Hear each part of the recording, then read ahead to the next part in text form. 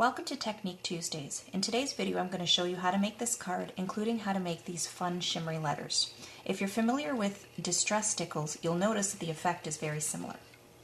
First thing you're going to need to do is grab yourself a scrap piece of paper and your chipboard letters. Now for today's video I'm just going to show you with one letter for time's sake. So you want to put some Dotto adhesive on your grid paper and then stick your chipboard letter to the Dotto so it doesn't shift when you're working. Now grab your craft Stampin' Spot. I'm using Elegant Eggplant, and you just want to press it all over your chipboard letter. Once you've done that, you want to set it aside to dry.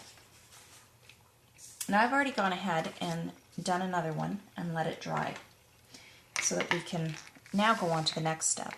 You want to grab some kind of a little palette or little container, and you're going to need Stampin' Up's Crystal Effects glue. Now I'm just going to put a small amount of the glue in the center of my little palette. I'm using this purple glitter. It comes from one of Stampin' Up's fine glitter collections, and you just want to scoop a small amount of glitter into your glue. And grab yourself a toothpick and then give it a little mix. Next thing you're going to need is a foam brush, and you're just going to dip the foam brush into your glitter glue mixture and start brushing it on your letter. And what this does is, one, it holds the glitter in place in the glue so that it's not going to fall off when you're handling it, but it just also gives it a really neat effect. You don't get quite as thick a coverage as you would if you were putting glue on top and then sprinkling the glitter. So you can now see how I've painted my letter. So we're going to set that aside to dry, and we're going to grab our card base. Now this is a piece of old olive cardstock that I've folded. It is a 4x12 piece, and I folded it in half, so it's 4x6. I have a piece of designer paper that's 2 1/4 by 5 7/8, and a couple 7-inch pieces of ribbon. Now grab your designer paper and then flip it over and put about a 1-inch strip of snail adhesive on either end. Now just lay your ribbon, and actually, you know what, I'm going to do it the other way because I'm using purple for my letters. I actually want some of the purple in this pattern of designer paper to show. So grab your ribbon. I'm going to align it with that black stripe that's on my DP. Lay it across your designer paper and then fold the ends around so you can see it looks like that. I'm now going to put more snail adhesive, including a little bit on top of the ribbon, and then I'm going to align it with the top of my card. And I'm just going to, I'm going to do this upside down so I can see what I'm doing here for a minute.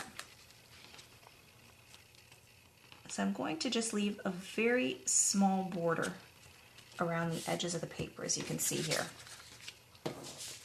Now grab your second ribbon and tie it in a knot around the first one. Now tying your ribbon like this is called, well, I call it a faux knot. And I find it a little bit easier than wrapping a piece of ribbon all the way around. Plus you don't use quite as much. Now grab yourself a pair of scissors and trim the ends of your ribbon. At this point, you're now ready to stick on your letters. So I've already previously gone ahead and colored and glittered my letters. Now, I'm going to very carefully pull them off the grid paper.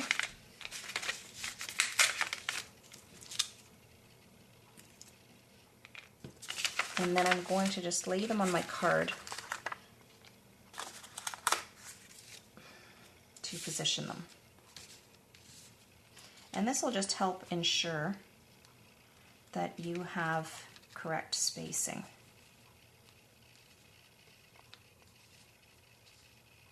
So just like that. I want the letters to be positioned about 1/4 of an inch up from the bottom of the card, and there'll be about 1/4 of an inch space at the top of the card.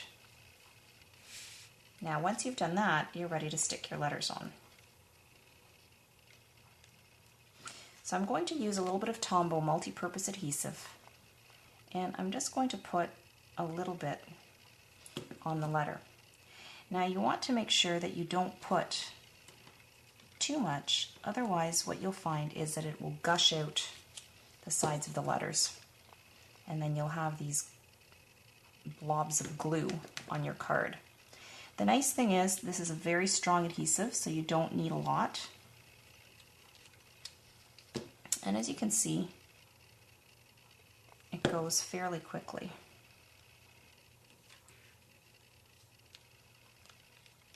Now if a little bit does gush out the side, don't worry too much, because this is a glue that dries clear,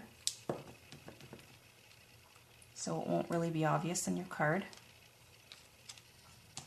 And when you're applying it to your letter, if you only put a little bit, like this, so you can see that I only have a little bit on my letter, then it gives you a little bit of what I call wiggle room. So if your letter's not perfectly straight, you can sort of shift it around a little bit, and you're not going to see glue left where you don't want it to be.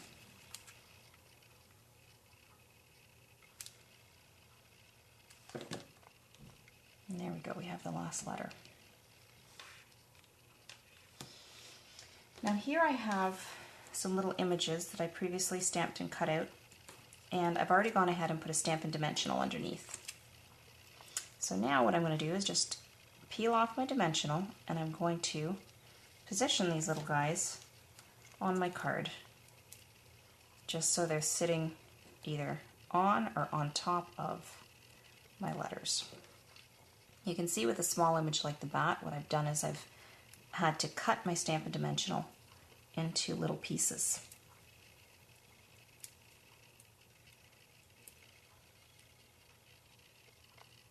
And he's just going to sit right on top of the Y. And there you have it. A fun, fast, and easy technique that'll let you get a new type of shimmer in your projects. I hope you enjoyed this tutorial, and I look forward to stamping with you again.